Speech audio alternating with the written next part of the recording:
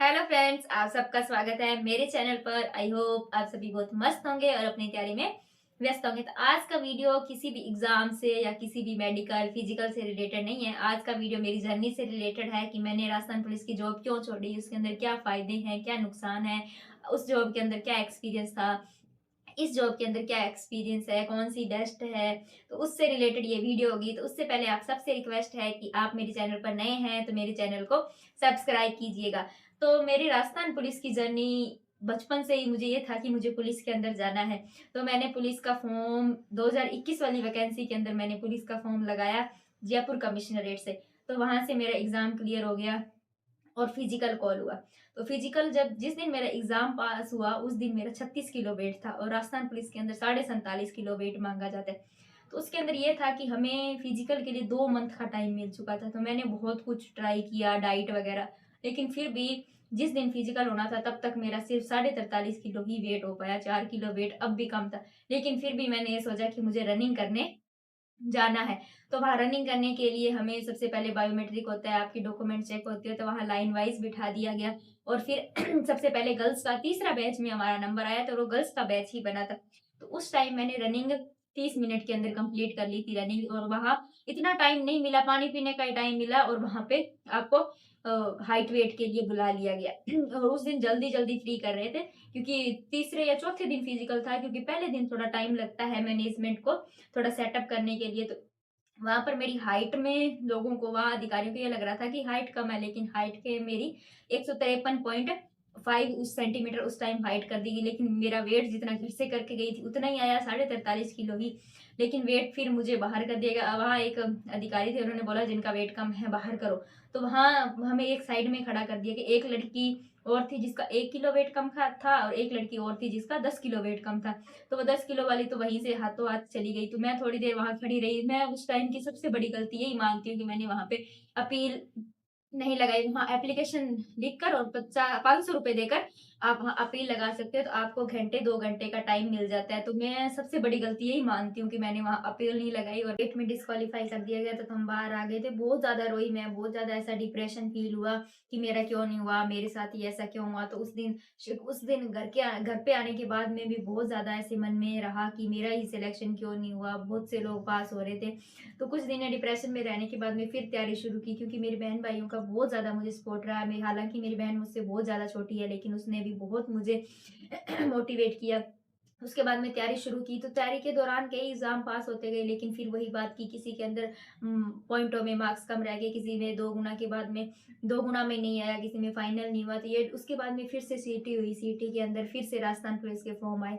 तो मैंने चित्तौड़गढ़ से फॉर्म लगाया। वहां से मेरा पहले फिजिकल होना था, उस टाइम पे पहले फिजिकल क्लियर हो गया और उसके बाद में एग्जाम एग्जाम के अंदर मैथ आ गई थी। तो बहुत से लोगों का ये भी शॉकिंग पॉइंट रहा था, लेकिन फिर मेरा एग्जाम उसके अंदर क्लियर हो गया और 4 अक्टूबर को मेरा रिजल्ट आया। तो मुझे आज भी याद है। तो उसके बाद में मैं लाइब्रेरी में थी, तो वहां पर मेरा नाम देखकर मैं बहुत ज्यादा खुश हुई। उस टाइम में रिजल्ट देखते ही घर आ गई थी। वरना लाइब्रेरी में हम अमूमन शाम को अपने टाइम पे घर आते हैं। तो घर पर आकर मैंने सबसे पहले मेरे सिस्टर को बताया, क्योंकि मेरे स्ट्रगल पीरियड में सबसे ज्यादा सहयोग उसी का मुझे रहा था। उसको बताने के बाद में मैंने घर पे सबको बताया। वो घर पे मेरी सिस्टर मम्मी की आंखों में खुशी के भी आंसू थे। तो उसके अंदर सबसे बड़ी दिक्कत ये हो गई थी कि 14 अक्टूबर को हमारा मेडिकल था और डॉक्यूमेंट वेरिफिकेशन था। और 14 अक्टूबर को ही मेरा जयपुर के अंदर जूनियर अकाउंटेंट का डीवी था। तो ये राजस्थान पुलिस के अंदर ये होता है कि आपके जो ओरिजिनल डॉक्यूमेंट होते हैं वो वहीं रख लेते हैं। तो मेरे मन में ये भी शंका थी कि मुझे मेरे डॉक्यूमेंट मिलेंगे कि नहीं मिलेंगे। तो पुलिस से बेटर जूनियर अकाउंटेंट का ग्रेड पे भी ज़्यादा था, तो मैं उसके अंदर जाना चाहती थी, क्योंकि सबकी इच्छा होती है कि डीवी के बाद शायद हमारा भी फाइनल होगा। मेरे मार्क्स इतने ज़्यादा तो नहीं थे, लेकिन फिर भी डीवी कराना तो सभी प्रेफर करते हैं। तो वहां पर हम गए, हमारा बायोमेट्रिक हुआ, लाइन में बिठा दिया गया कि कैंडिडेट जो एग्जाम दिया है वही डीवी करवाने और मेडिकल लेने आया है कि नहीं आया। तो वहां पर जो डीवी स्टाफ था, तो मैंने उनसे बात की। एक दो कैंडिडेट और भी थे जो अपना ओरिजिनल डॉक्यूमेंट वापस ले जाना चाहते थे। तो वहां पर एप्लीकेशन लिखने के बाद मुझे मेरे ओरिजिनल डॉक्यूमेंट वापस मिल गए। तो इस बात की तो तसल्ली हो गई। जैसे जैसे सबके डॉक्यूमेंट चेक हो रहे थे, उनको पुलिस की वैन के द्वारा ही मेडिकल के लिए हॉस्पिटल में भेजा जा रहा था। वहां पर मेडिकल टीम बैठी हुई थी। तो सबकी धड़कनें ऐसे थी कि पता नहीं किस चीज के अंदर निकाल दे। तो नौकनी ये सब चेक हुआ। सबसे ज्यादा राजस्थान पुलिस के अंदर आंखों का थोड़ा होता है कि मेरी आंख 6/9 थी, मेरे 0.5 50 का चश्मा लगा। तो मैंने चश्मा तो वहां नहीं लगाया, लेकिन फिर भी 6/9 होने पर उन्होंने मेरे को पास कर दिया और आपकी कलर ब्लाइंडनेस उसके अंदर नहीं चलती है। तो वहाँ से क्लियर होने के बाद मतलब बहुत ज़्यादा वो खुशी का मोमेंट था। मैंने मतलब घर के अलावा मेरे 1-2 फ्रेंड सर्कल को पता था और किसी को नहीं पता था कि मेरा एग्ज़ाम क्लियर हो चुका है, क्योंकि मेरे साथ पहले भी 2 बार 3 बार बहुत हो गया था। अपन तो समझते हैं कि 2 गुना में आने के बाद में फाइनल नहीं हुआ तो नहीं है, लेकिन लोगों के लिए ये सब ताने का मौका मिल जाता है कि क्या पता हुआ था नहीं हुआ था, इतना टाइम हो गया तैयारी करते हुए। तो फिर उस दिन मैंने फिर मेरी बहन ने अपने फ़ोन पर स्टेटस लगाया तो सबको यही लगा था। फिर सबके कॉल आने लगते हैं आपको कि आपका सिलेक्शन हो गया। तो उसके बाद में थोड़े दिन बाद में मेरा महिला अधिकारिता से सुपरवाइजर का रिजल्ट आ गया। तो उसके अंदर भी डॉक्यूमेंट वेरिफिकेशन था, तो डॉक्यूमेंट तो पुलिस के अंदर फिर जमा थे। तो वहाँ पे रैंक वाइज मैंने मतलब सीटें देख के रैंक वाइज देखा तो मेरा सिलेक्शन उसके अंदर फाइनल था। लेकिन पहले भी इतनी मतलब डिमोटिवेट हो चुकी थी, फाइनल मेरिट्स में बाहर होकर, तो रिस्क नहीं लेना चाहती थी। तो मैंने राजस्थान पुलिस को ज्वाइन कर लिया। 12 जनवरी को हमें ज्वाइनिंग मिल गई। तो वहाँ पर एसपी ऑफिस देखा और वहाँ पर सुबह सुबह फिर आपको रोल कॉल के अंदर बुलाया जाता है। तो वो चीज़ें मतलब आपको पुलिस के अंदर बहुत सा अनुशासन सिखाती है। उस वर्दी को देख कर भी आपकी आंखों में चमक आती है। हालांकि राजस्थान पुलिस के अंदर बहुत सी लड़कियां ये भी पूछ रही थी कि क्या ये जॉब सेफ है या नहीं सेफ है। देखिए, सेफ तो आजकल हम बहुत सी ऐसी चीजें देखते हैं कि सेफ तो गर्ल्स घर में भी नहीं है। आप किसी चीज का, किसी भी अधिकारी का, किसी चीज का फेवर नहीं चाहते हैं तो ये जॉब बिल्कुल भी बुरी नहीं है। इस जॉब के फायदे ये हैं कि आपको एक तो अनुशासन के अंदर रहना सिखाएगी ये जॉब, और इसके अलावा आप की जब तन पे वर्दी होगी ना तो कोई आपको कुछ भी बोलने से पहले हिचकेगा।